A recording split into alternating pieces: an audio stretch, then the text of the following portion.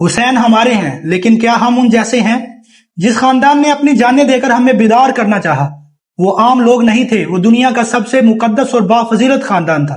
یہ وہ مقدس گڑھ ہے جہاں جبرائیل دروازے سے اجازت لے کر آتے تھے، جہاں رسالت کا نور، علم کا دریا، صبر کا پہاڑ اور قربانی کا تاج ایک ہی چھت کے نیچے موجود تھا۔ یہ وہ خاندان تھا جس کے لیے قرآن میں آیت تطہیر نازل ہوئی، جن کے در پر نبی کریم صلی اللہ علیہ وسلم خود کھڑے ہو کر سلام کیا کرتے تھے، جہاں فاطمہ رضی اللہ تعالی عنہا جنت کی عورتوں کی سردار ہے، جہاں علی باب العلم ہے، جہاں حسن و حسین جنت کے نوجوانوں کے سردار ہیں۔ لیکن افسوس، ہم نے اس خاندان کو فرقوں میں بانٹ دیا۔ ہم نے ان کی قربانی کو صرف ماتم، جلوس اور مجالس تک محدود کر دیا۔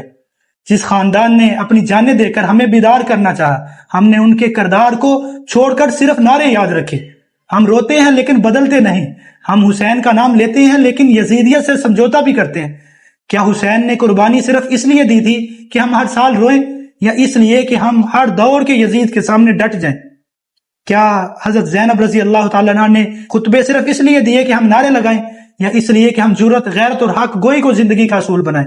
اور سب سے بڑا المیہ، حسین ہمارے ہیں کہنے والوں نے حسین کو محدود کر دیا۔ حسین صرف شیعہ، سنی یا کسی گروہ کے نہیں، حسین انسانیت کے لیے ہیں۔ وہ ہر اس دل کے لیے ہیں جو ظلم کے خلاف حق کے ساتھ کھڑا ہوتا ہے۔ اگر حسین رضی اللہ تعالیٰ عنہ ہمارے دلوں میں ہیں تو ہمارے کردار میں کیوں نہیں؟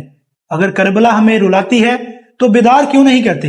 اگر ہم ماتم کرتے ہیں تو باطل کے خلاف اٹھتے کیوں نہیں؟ ہم نے کربلا کو یاد رکھا، مگر اس فلسفے کو بلا دیا جس نے دنیا کو جھنجھوڑ کر رکھ دیا تھا۔ یہ وقت ہے محرم کو صرف ماتم کی نہیں بلکہ عمل، شعور اور مزاحمت کی تحریک بنانے کا۔ اگر ہم واقعی حسین کے ماننے والے ہیں تو صرف آنسو نہیں، ہمیں کردار بھی اپنانا ہوگا، کیونکہ حسین روتے نہیں تھے، وہ حق کے لیے کھڑے ہوتے تھے۔ کیا ہم واقعی کربلا کو سمجھ پائے یا صرف رواجوں کا حصہ بن گئے؟